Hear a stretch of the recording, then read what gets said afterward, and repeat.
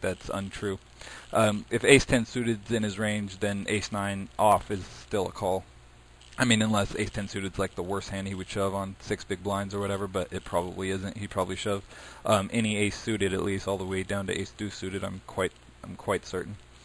So the point is, against his range of hands, I think it's a call, and I think his range is a fairly normal range. Stack size is just so awkward. I'm just going to open fold this. I think his range is a fairly normal range because most of these 29 hands he was sitting out for, I know at least like 2 orbits worth, which is like 18 hands or something, he was just sitting out. So, the fact that it seems like he's tight based on his numbers mean nothing because he was just disconnected basically. And now this we won't be folding no matter what. This guy's been loose and aggressive, so ideally he'll raise fold to us. If it just folds to us, we'll just cram. And if we get called, hopefully it's by ace-9 suited or something.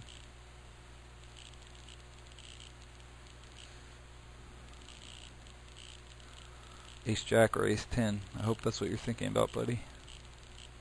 And I hope you stop thinking about it and call. Or king-queen suited.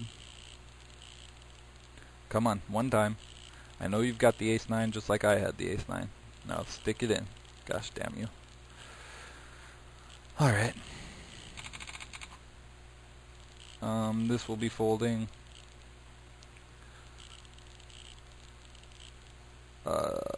Small loser, break even.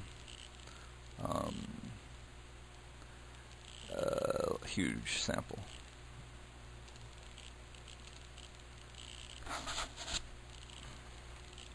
Yeah, the ace-9 spot's kind of close, but not really. I don't think if you give him a reasonable range, anyone on 6 big blinds is shoving like ace-deuce suited under the gun. So if that's the case, then it should be intuitively obvious that calling with ace-9 is correct, and I'm fairly certain that that's the case. With a hand like sevens here, even though we have like 17x or something, or no, 16x, I just like shoving here rather than putting ourselves in a weird position to get possibly giving someone fold equity or the illusion of fold equity. So we just stick it in here. It's a fairly significant increase to our stack if we just take it down, and obviously sometimes we'll be a 55% favorite to win a big pot if we get called. So alrighty, and we just took it down. That's fine. So what was I saying? Oh yeah, his early position 6x range. So he's shoving any pair. He's shoving. Oh God, why does it always do that? Clear any pair. And I think any ace suited for sure on 6 big blinds. I think any offsuit ace up to ace-9 off or ace-8 off probably. Maybe not ace-8 off. We'll give him a fairly tight range to start with. So I'll take the ace-8 off out. Okay. King-queen suited for sure. King-jack suited almost for sure. I'll just give him 3 out of 4 king-jack suited. King-queen off almost for sure. I'll take a couple out just in case. Okay, so this is a fairly narrow range. So, and then I'll plug my ace-9 off in there against his range. Okay, and we need about 40% equity to call, and that's about the price that we were probably getting to call his shove in the small blind, 1.5 to 1. So, which yeah, we are at least getting 1.5 to 1, I think, or pretty close to it, which means it's probably close to break even whether you should call or not there. But that range that I assigned him is fairly tight. If I give him a couple more aces that I dominate, and then say king-10 suited or queen-jack suited occasionally, which he should be shoving those almost always, so on 6 big blinds.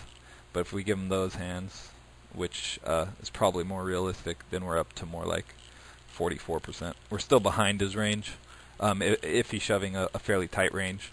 And then let's say we'll throw in a random 10-9 suited occasionally, not every, and 10-jack suited I think he would shove a fairly high percentage at a time, but maybe not always. Okay. Yeah, under a gun I'll fold this. So yeah, so we're looking at The lowest our equity could be is 40%, and we probably have more like 43. So yeah, so I don't really mind my call there with the ace nine off. Just happened to be he happened to have one of the bad hands that we don't want him to have. And now we're down to 54 players.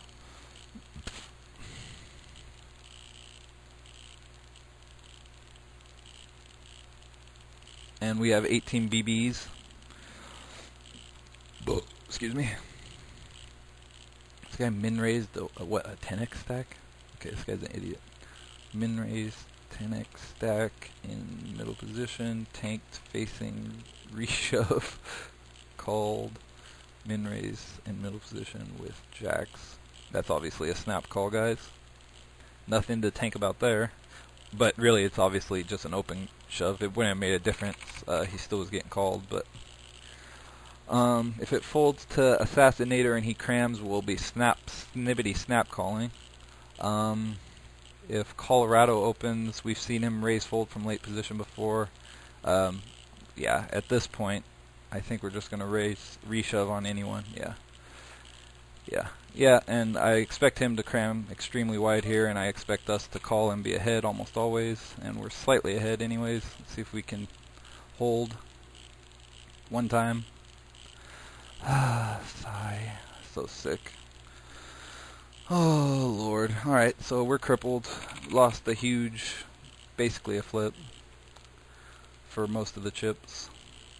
So sick. We would have been up to 160k and been above average, but instead we're crippled.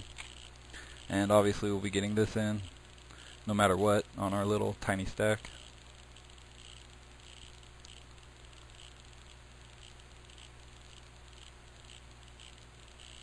Hopefully this guy 3-bets light, because it's a fairly decent spot to 3-bet light here, with these stack sizes the way they are. And he's a good player, so he might do it. Damn. Okay. And please have 4s or 3s or 2s. Come on. Ah, we got the best hand though. 55%. So far so good. So far so good. Alright. Sweet. Okay, we're not dead yet. We got 10 big blinds again. And we got another hand that will be cramming if it folds to us.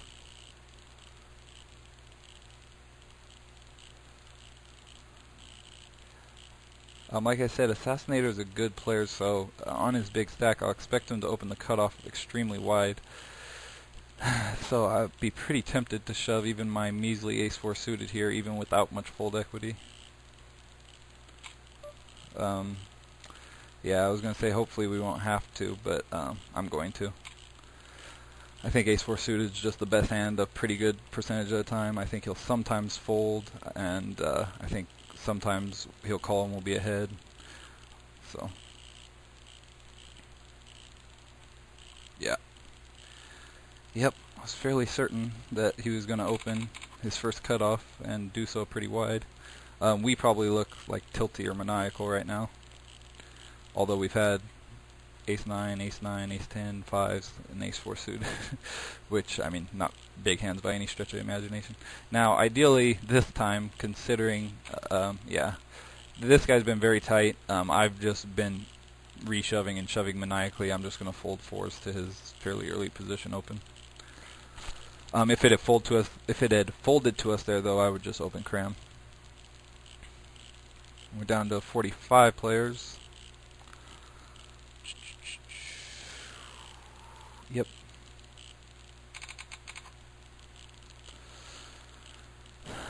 Alright, so we're kind of back in it. It's unfortunate we lost that 140k pot with the best hand, or slightly the best hand. What were we, like 40% against him? I mean, 60%? Ace-10 off versus King-Jack off. Ace-10-0 versus King-Jack-O is what? Yeah, 60-40. Pretty big 60-40 to lose.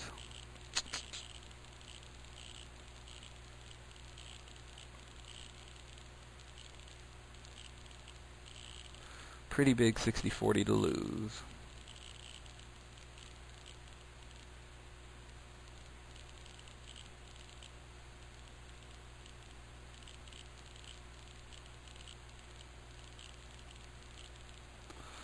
Yeah.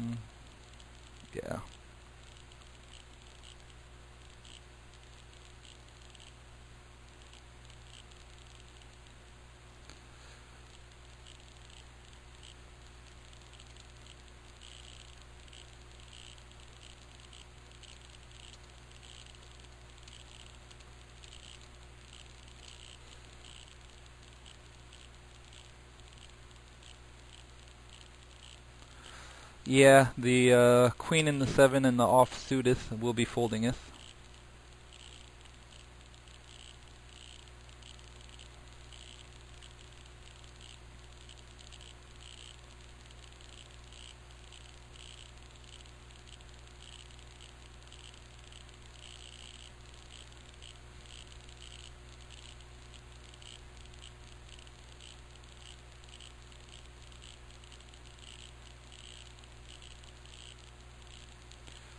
This is a good spot to 3-bet light that hidden's in, but if you're going to 3-bet light, 3-bet smaller, or if you're 3-betting for value, 3-bet smaller. If you're 3-betting for value, you want to give him the illusion that he can 4-bet jam over you and still have fold equity. So this really, and considering the effective stack, this is a really large 3-bet. You should make